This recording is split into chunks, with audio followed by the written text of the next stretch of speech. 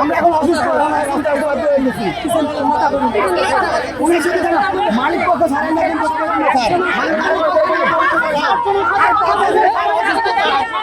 অসুস্থ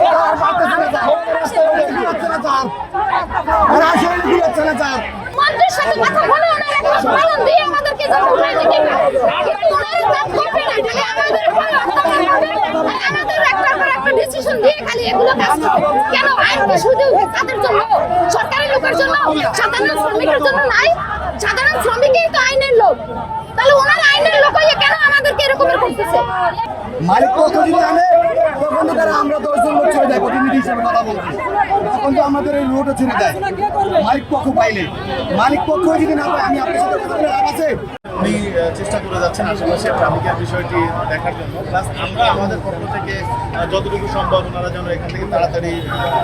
জায়গাটা ছেড়ে দেন সেই বিষয়ে আমরা তাদের সঙ্গে আলোচনা চালিয়ে যাচ্ছি এবং দেখা যাক আমরা সবসময় আমরা চেষ্টা করি যারা রাস্তায় এসে বিশৃঙ্খলা করে তাদেরকে প্রয়োজন না হলে শক্তি প্রয়োগ না করে আমরা তাদেরকে নিয়ে দেখি এর আগে ওনারা বেশ কয়েকবার আন্দোলনে নেমেছেন আমরা যারা সংশ্লিষ্ট আছেন এই গার্মেন্টসের সাথে তাদের সাথে তাদের যোগাযোগ করে দেওয়ার আমরা চেষ্টা করেছেন কিন্তু তাদের সমাধান না পেয়ে তারা মালিক পক্ষের কোনো রেসপন্স ওনাদের সাথে রেসপন্স ওনাদের মতো মনোভূত হয় নাই সেই কারণে তারা এখন পর্যন্ত তাদের সঙ্গে আলোচনা করে যাচ্ছি